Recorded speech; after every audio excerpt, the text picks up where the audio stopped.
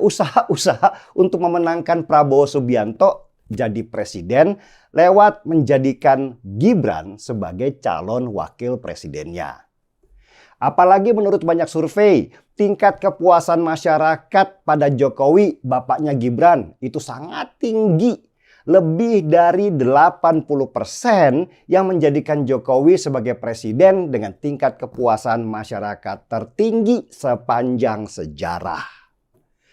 Prabowo memang butuh kuda tunggangan supaya dia menang. Dia sudah 3 kali ikut pemilu loh, tetapi selalu kalah. Yang pertama, tahun 2009, Prabowo jadi calon wakil presidennya Megawati dan kalah. Kemudian tahun 2014, Prabowo maju bareng Hatta Rajasa, kalah lagi. Dan tahun 2019 kemarin, Prabowo berpasangan dengan Sandiaga Uno. Lagi-lagi kalah. Kalau 2024 Prabowo nyapres lagi, dia akan jadi calon presiden dengan keikutsertaan terbanyak dalam sejarah pemilu Indonesia. Yang sayangnya selalu kalah. Untuk yang Pilpres 2024 ini, tim sesnya Prabowo mencoba mengubah taktik. Dengan peluang dekat dengan Jokowi sebagai Menteri Pertahanan, Prabowo berusaha tampil sebagai orang yang paling loyal terhadap Jokowi.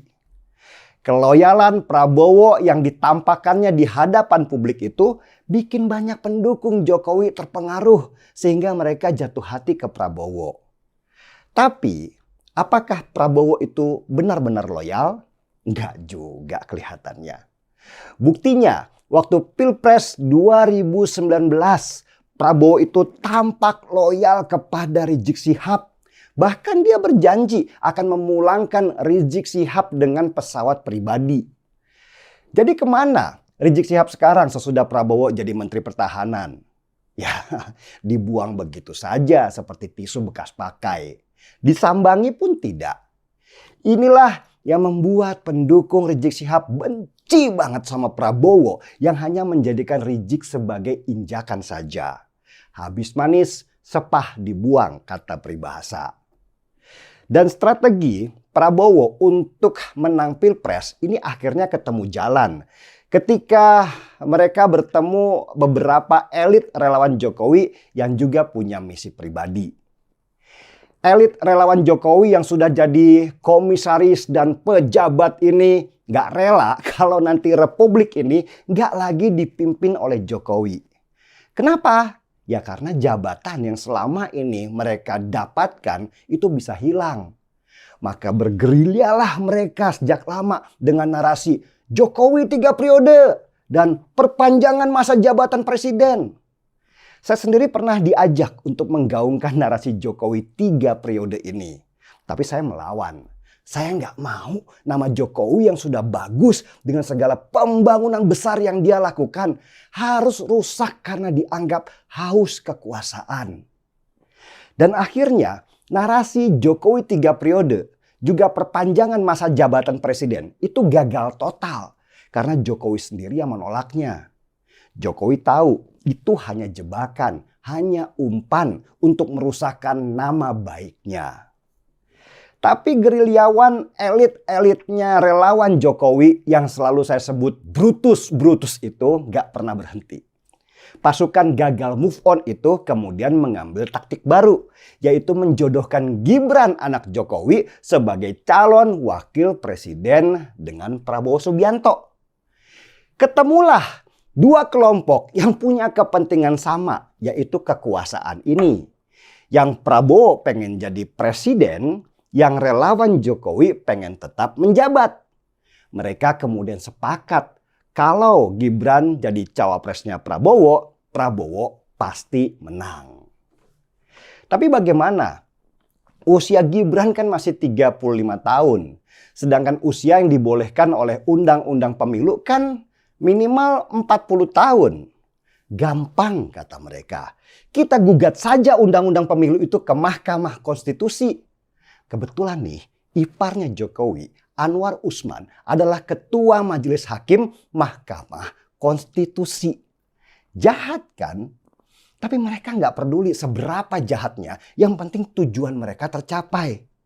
Maka digerakkanlah dua kepala daerah. Yang satu wali kota Bukit Tinggi dan satunya lagi wakil bupati Lampung Selatan untuk menggugat undang-undang pemilu usia calon presiden ini. Tahu dari partai mana kedua kepala daerah ini? Ya dari mana lagi kalau bukan dari partai Gerindra, partainya Prabowo Subianto. Selain dari Gerindra, ada juga dari Partai Solidaritas Indonesia atau PSI yang ikut menggugat batas usia capres yang 40 tahun. Kalau PSI ini saya kurang tahu ya, mereka ikut gerbong yang mana. Maka mulailah Prabowo gerilya mendekati Gibran, politisi muda yang butuh banyak pengalaman dan masih hijau dalam jahatnya dunia perpolitikan. Yang pertama, Prabowo datang mendadak dengan bahasa silaturahmi lebaran sehari sesudah PDI Perjuangan menunjuk Ganjar Pranowo sebagai calon presiden mereka. Yang kedua, ya kemarin itu, dengan terang-terangan Prabowo menawarkan Gibran jadi calon wakil presidennya dengan mengumpulkan relawan yang diberi nama khusus relawan Jokowi dan Gibran. Dan diberi sinyal untuk setuju memasang Gibran sebagai calon wakil presidennya Prabowo. Gibran pun terjebak di tengah-tengah dan politik pecah belah pun mulai menuai hasilnya. Gibran akhirnya dipanggil ke DPP PDI Perjuangan untuk mengkonfirmasi pertemuan itu. Dan dibangunlah propaganda dengan narasi-narasi di media sosial supaya Gibran keluar aja lo dari PDI Perjuangan. Iya, halo teman-teman, selamat datang lagi di channel ini. Salam inspirasi, salam NKRI harga mati. Ya, begitu jelas, lugas, dan tegas penyampaian dari Bung Denny Siregar tentu bagaimana taktik Prabowo Subianto menggandeng Gibran untuk memenangkan kontestasi Pilpres 2024 lalu. Nah, tentu kalau kita melihat bahwa Pak Prabowo ini sudah 2 kali kalah dibuat oleh Pak Jokowi. Di 2014 melawan Jokowi kalah, di 2019 juga kalah. Nah, jadi ketika Pak Jokowi di 2 periode atau periode kedua di 2019 sampai 2024 mulailah merangkul Presiden Prabowo, ya Pak Prabowo ya, sekarang beliau jadi presiden. Nah, mulailah merangkul Pak Prabowo yaitu di Menteri Pertahanan. Ya, Pak Prabowo ditempatkan sebagai Menteri Pertahanan ya. Karena memang kita tahu beliau kan dari militeran juga gitu ya. Nah, lalu kemudian memang mulailah kedekatan-kedekatan antara Pak Jokowi dan Pak Prabowo pada saat Pak Prabowo sebagai Menteri Pertahanan. Ya memang mereka berdua ini sebetulnya sahabat lama, teman-teman. Ya, sahabat lama juga. Nah, kemudian memang kalau kita melihat tadi bahwa taktik Prabowo, strategi Pak Prabowo untuk memenangkan Pilpres dengan cara menggandeng Gibran. Nah, tentu suara pendukung Pak Jokowi ya akan terpecah. Ya, sebagian ke PDIP, sebagian pasti banyak yang mendukung pilihan Pak Jokowi. Nah, dengan digandengnya Gibran artinya militan-militan Jokowi, masa pendukung Jokowi akan memilih Gibran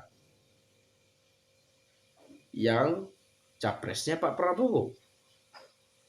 Jadi untung besar lah Pak Prabowo gitu ya di Pilpres kemarin ya. Dan itu sah-sah saja, namanya juga strategi politik ya. Tapi yang menjadi persoalannya adalah ketika merubah aturan, merubah undang-undang, memaksakan Gibran untuk bisa berkontestasi pada Pilpres 2024 kemarin. Nah, apakah Pak Prabowo ke depannya akan loyal terhadap Jokowi? Nah, belum tentu juga ya. Sama seperti tadi diceritakan waktu di 2014, bagaimana Pak Prabowo kedekatannya dengan Rizik Syihab dan seterusnya, malah sudah ditinggalkan kurang lebih seperti itu ya. seperti yang disampaikan oleh Bung Denny Siregar.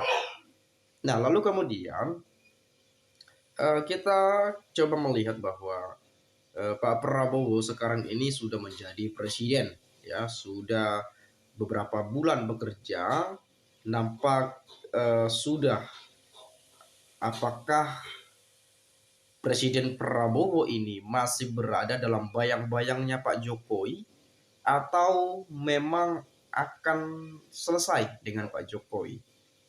Sebetulnya ini sudah dibayar lunas gitu ya. Pak Jokowi membantu Pak Prabowo masuk atau jadi presiden, ya Pak Prabowo menjadikan Gibran sebagai wapres yang anaknya Jokowi. Sebenarnya udah impas-impasan gitu ya, sudah lunas lah. Balas budi itu sudah dibayar kontan juga tuh, sudah dibayar lunas juga sebetulnya. Tapi banyak beberapa hal yang disampaikan di media, misalnya ya Prabowo Subianto masih berada dalam bayang-bayangnya Pak Jokowi. Ada yang menuding bahwa Presiden Prabowo tunduk pada perintah Jokowi. Kalau saya sih nggak terlalu percaya banget lah dengan isu-isu itu. Karena bagaimanapun ya tongkat kekuasaan itu sudah berganti. Sudah tidak lagi dengan pemiliknya yang lama. Sudah menjadi pemilik baru. Ya, itu Pak Prabowo selaku presiden. Tetapi kalau kita melihat hal-hal berita-berita yang beredar, misalnya seperti Pak Prabowo sebagai presiden berkunjung ke rumah kediaman mantan presiden yang katanya ya sebatas silaturahmi lah, ya bahas menu makanan bakso ini itu dan lain-lain. Tetapi masyarakat sudah cerdas, apalagi para pengamat politik yang nggak mungkin lah gitu ya hanya sekedar bertamu, hanya sekedar mampir saja tanpa ada pembahasan-pembahasan politik, ya apalagi ini hubungan antara mantan presiden dan presiden aktif yang sekarang. Nah ini kan yang menjadi pertanyaan besar juga, apakah memang Pak Prabowo masih berada dalam bayang-bayangnya Pak Jokowi. Nah tetapi mungkin beberapa saat ini ya bisa saja sebetulnya, tapi ke depan ya saya yakin nggak bakal seperti itulah gitu ya. Contohnya misalnya anggaran IKN tuh sudah di stop ya, apalagi pangkas ini pangkas itu sudah dilakukan Pak Prabowo sebagai presiden, dan masih banyak hal-hal yang lainnya. Nah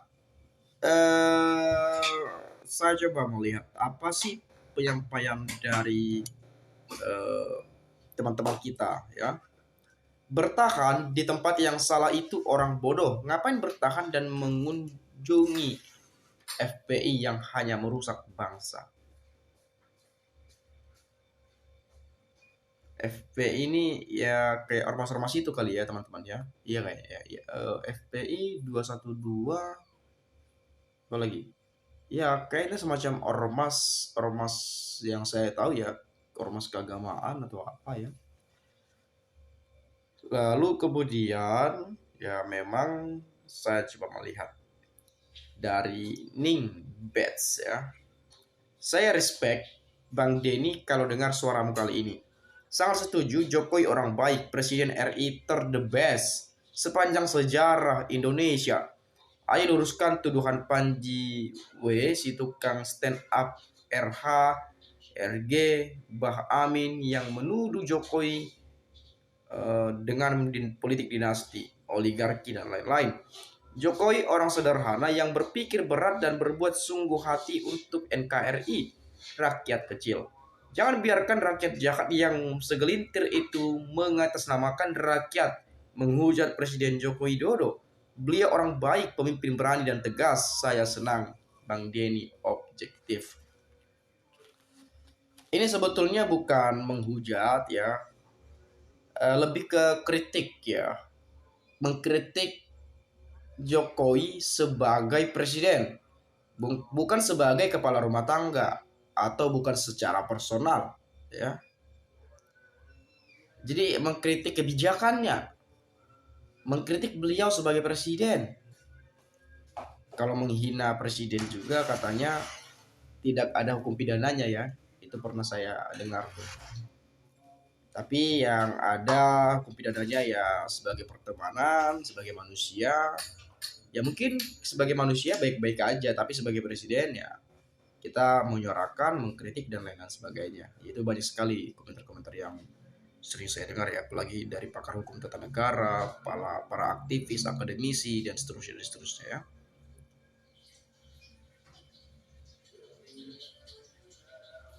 Cocok aja Pak, habis mau gimana, apalagi terpaksa karena dipaksa, karena memaksa yang jelas salah menurut agama, salah menurut MKMK, salah menurut DKPP yang dukung dan milih tanggung jawab di hadapan Tuhan. Benar sekali perkataan DS, ternyata Ganjar Pranowo menohok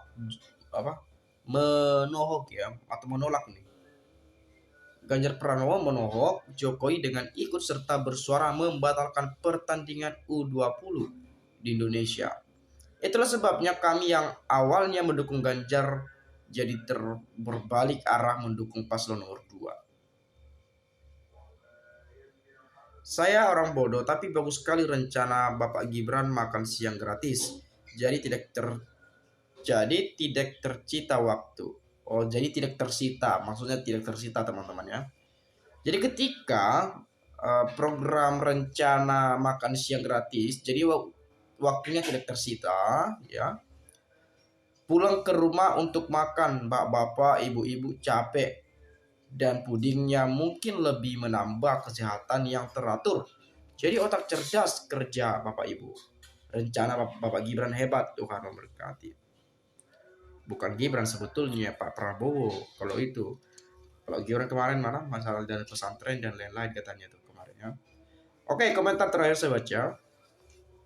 Anda dulu termaksud idola medsos saya, tapi sekarang sorry, ngomongan Anda ternyata politis juga. Gak bisa saya percaya, pintar bikin cerita, ikuti pola pikir Anda, pendapat politik Anda, duga-duga Anda yang terlalu subjektif mengikuti keinginan dan selera Anda.